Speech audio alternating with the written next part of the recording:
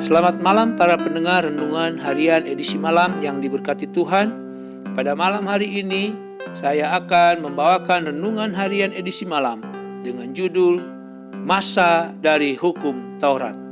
Dan ayat yang menjadi perenungan kita pada malam hari ini terdapat dalam Matius pasal 5 ayat 17 sampai ayatnya yang ke-19. Janganlah kamu menyangka bahwa aku datang untuk meniadakan hukum Taurat atau kitab para nabi. Aku datang bukan untuk meniadakannya, melainkan untuk menggenapinya. Karena aku berkata kepadamu, sesungguhnya selama belum lenyap langit dan bumi ini, satu iota atau satu titik pun tidak akan ditiadakan dari hukum Taurat sebelum semuanya terjadi. Karena itu, siapa yang meniadakan salah satu perintah hukum Taurat sekalipun yang paling kecil dan mengajarkannya demikian kepada orang lain, ia akan menduduki tempat yang paling rendah di dalam kerajaan surga. Tetapi siapa yang melakukan dan mengajarkan segala perintah-perintah hukum Taurat, ia akan menduduki tempat yang tinggi di dalam kerajaan surga. Saudara-saudaraku, para pendengar renungan malam yang dikasihi Tuhan, Yesus datang ke dunia ini bukan untuk membatalkan hukum Taurat, tetapi untuk menggenapinya.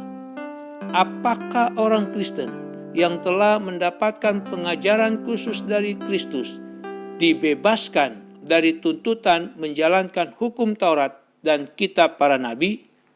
Tidak. Sebab otoritas perjanjian lama yang bersumber dari Allah akan terus berlaku hingga kesudahan zaman. Dan di dalam perjanjian lama juga dinyatakan tentang rencana penebusan Allah hingga penggenapannya. Saudara-saudaraku, para pendengar renungan malam yang diberkati Tuhan, kedatangan Kristus bukan untuk meniadakan hukum Taurat, namun menggenapinya, karena Yesus sendiri menggenapi hukum Taurat. Oleh karena itu, orang Kristen tidak boleh meniadakan salah satu bagian dari hukum Taurat dan kitab-kitab nabi, ataupun mengajarkan hukum Taurat sudah tidak berlaku lagi. Mengapa? Sebab hukum Taurat merupakan wahyu Allah, sehingga manusia tidak mempunyai hak untuk menguranginya, sekalipun bagian yang terkecil. Dan oleh karena pernyataan yang ada di dalam hukum Taurat berhubungan dengan wibawa dan otoritas Allah, maka konsekuensi peniadaan atau pengajaran tentang hukum Taurat tidak lagi berlaku, cukup serius karena berdampak bagi kehidupan di masa kekekalan.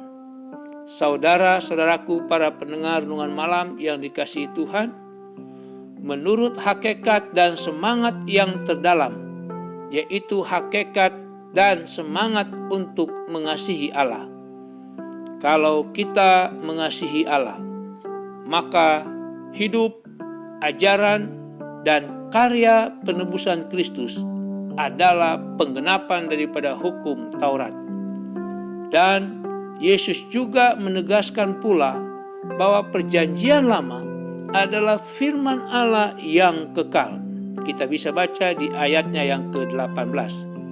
Artinya, perjanjian lama menyatakan kehendak Allah yang tidak berubah bagi umatnya.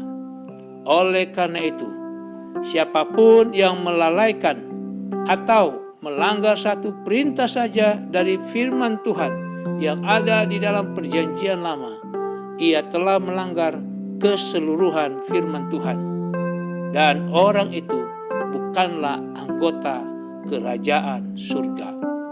Demikianlah renungan kita pada malam hari ini. Tuhan Yesus memberkati kita semua. Shalom.